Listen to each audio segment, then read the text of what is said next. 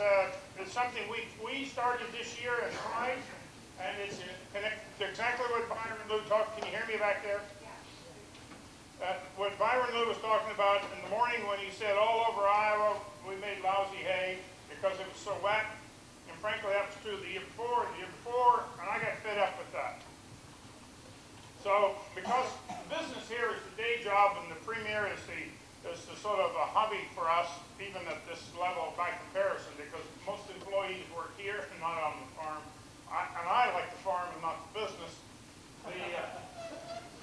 It gets an abnormal amount of investment and money beyond what it's really worth, but nonetheless we do it.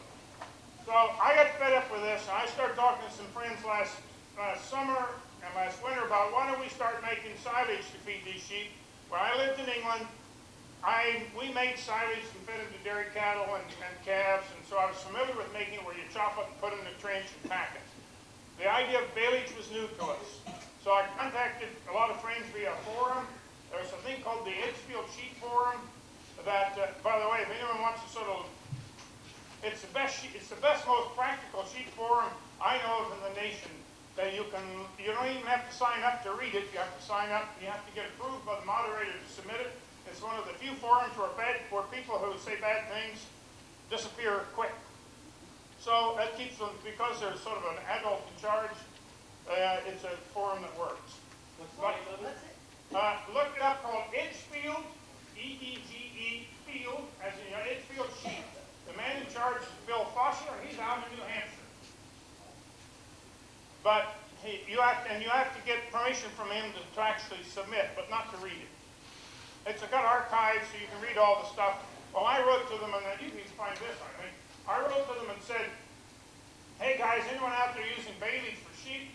Because we have 3 farms separated, we have this 160 here and an 80 there and 160 there scattered.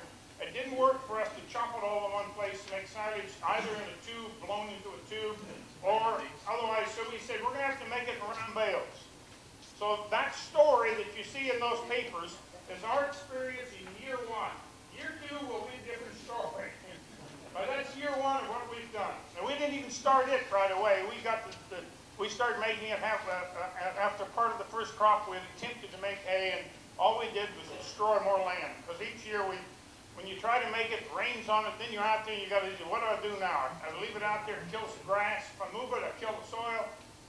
And you're between the devil and great blue sea as to what to do. So we set off to do it. You can read the bits of paper, that's long what I wrote there, so it's probably going to tell you more than I can tell you now. The next slide. What we're seeing here, we basically had a pre-existing round baler, John Deere 568 baler. Instead of making them 5-6 feet in diameter, and they're 5 foot long like most of those bales. Instead of making them 5-6 feet in diameter, we made them a little less than 4 feet. Why? Because when you make them at 50% moisture, plus or minus 10, those little things that are less than 4 feet in diameter weigh almost a ton. So you don't want them too heavy, really. Otherwise, it's rough on equipment. So I squeezed up the pressure as tight as I could on the baler, tried to make them, because you got to make, to make silage, it has to be packed as tight as possible, a little air as possible, so you want the bales to be as dense as you can make them. Next slide. And when we hold them in, I'm not going to show you the haulage, we just put them on a wagon and hold them in, use the loader, which this is a rented tube liner.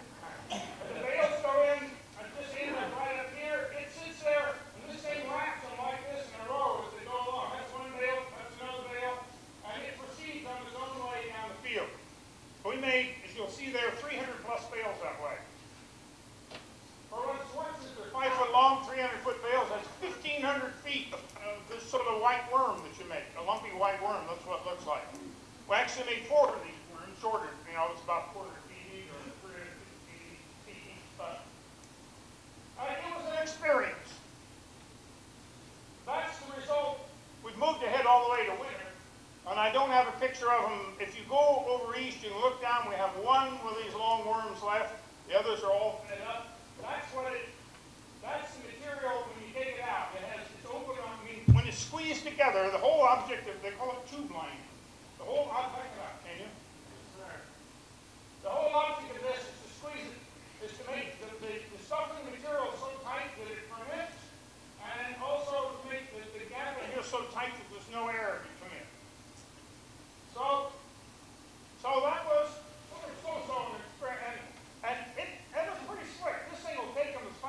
put the bales in virtually. By the time it moves along, that part works well.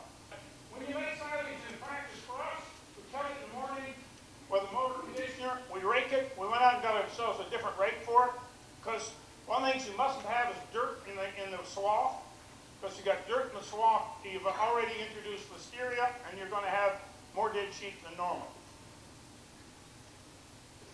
Put it that way. So the normal sort of rakes that go along the ground that we all have to pick up everything, including, last year's manure, last year's dirt, dust, and all that, this is good because it puts it in that swath. So we went out and invested in a basket rake, a double basket rake. I must say that's one of the most fun things to operate there is. If you're a machine and iron guy like I am, this is pretty cool.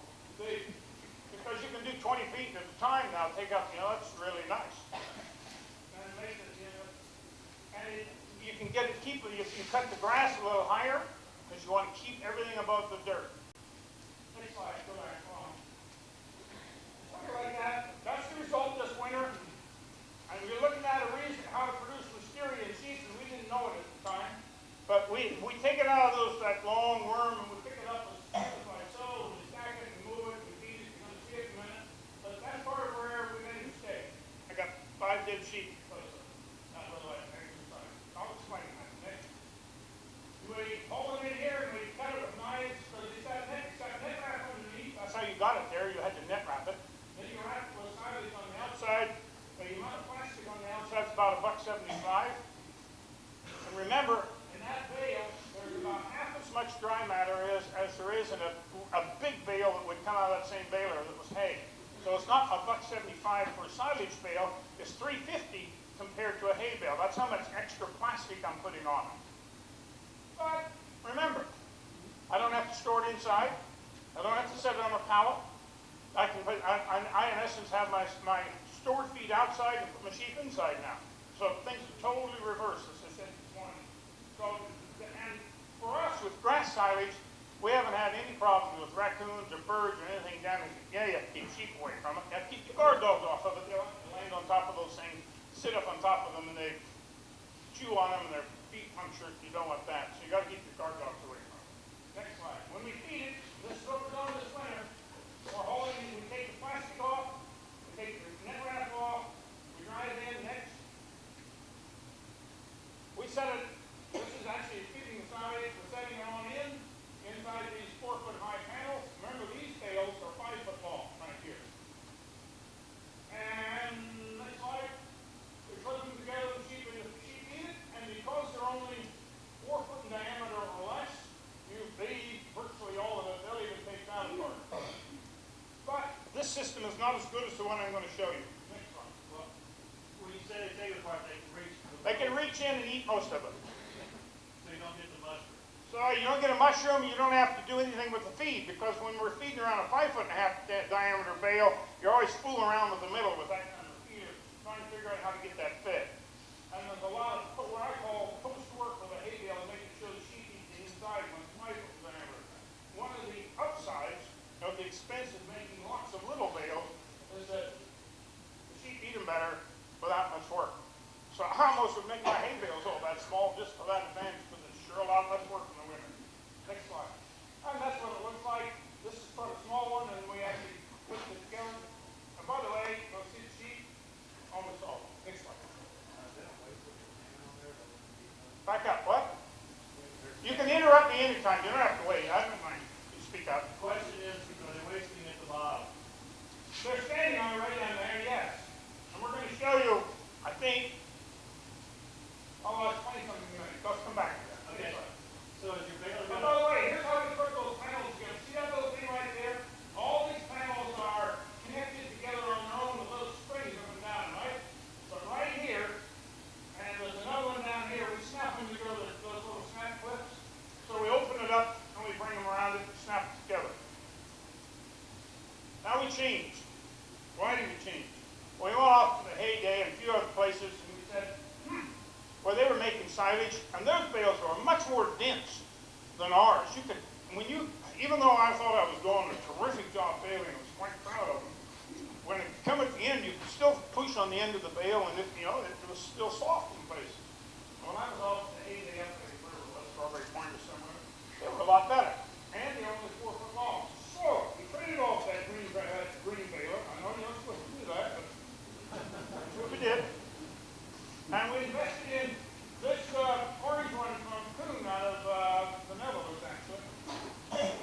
sold out of Kelowna, so it was, the dealer was nearby.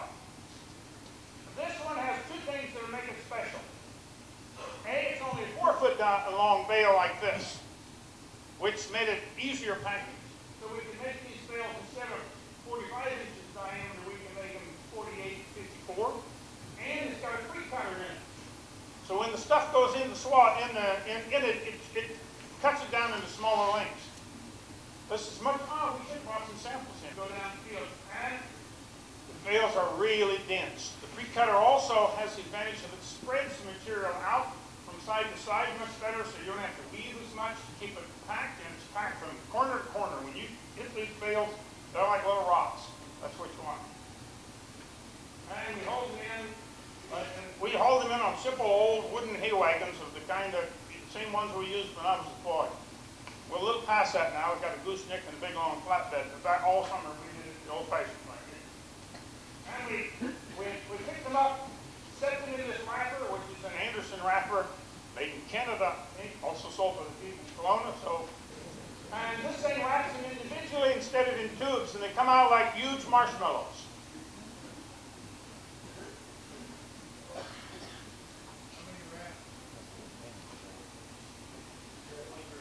23. You can change it. We did 23. They frequently heard from others who say, don't keep yourself less racks. You're going to pay big time in terms of leaks and molds and all this, and being able to puncture it and all of that. So does it cost more plastic to go around one than the tube? Of course. So there's about $3.5. Like I said, there's about $2.5 worth of plastic, white plastic. This is the net wrap on the outside, right? And by the way, this don't mean to be kind to those showing here guys again, but we much prefer this net wrap compared to the cover edge that comes around the end. It's hard to get off the bales when you're cutting it off. So cover edge is actually to us not a kindness. This sort of straight one is actually better for this purpose. You don't have to worry about trying to hook it around the end. So we put on 23 racks, and well, this thing, we have a machine that we have to have a loader obviously to set them on here, and when you take them off, you can't use a bale spear, because the whole purpose is to have this absolutely tight of air. No air can get in it. So now we squeeze them with a grab. You see that in a minute, like so. These are the little marshmallows. And those weigh a ton? 1,500 pounds. 15 to 1,600. That's about all that thing wants to keep handling. You got time after time when you're moving around, you know, on uneven terrain. It's a little tough. That's the grab. It squeezes them. You can have them both straight. And this way, we're going to buy a second grab. We made 300 plus this way, and we made 300 plus the other way. The two-bump system. This system is better. If you can afford it, this is a much better system. A, because we've never found any mold in any of the bales we've opened of this kind that we have in the other one. Because you can't get the connection together in the tube, there's mold in between them at times, and you can't always get them uniform. This isn't uniform. If they're not uniform here, you make a small one, you just wrap them tight. Back up though, one more thing, you do have to be careful. You make really small ones. If you make one that's abnormally small and light, you don't want to be standing too close to this when it starts going around and around, because it'll throw it off. You don't want to be standing near it. Go on. I saw that at a place, and you know, it's like when you go to a field day and you're demonstrating equipment, and if things can go wrong for the demonstration, it will go wrong in a field day. Threw the thing off, people around, we barely got out of the way. Second advantage of these things, you can stack them, so we put them too high. So instead of having to have such a long space for 300 feet, and also you have to have the tubes, you have to have them separated by about 3 or 4 feet between each tube. Otherwise, you've got the tube that's over a quarter mile long. You end up taking up more acreage. You can get a lot more stored in one spot this way than the other way.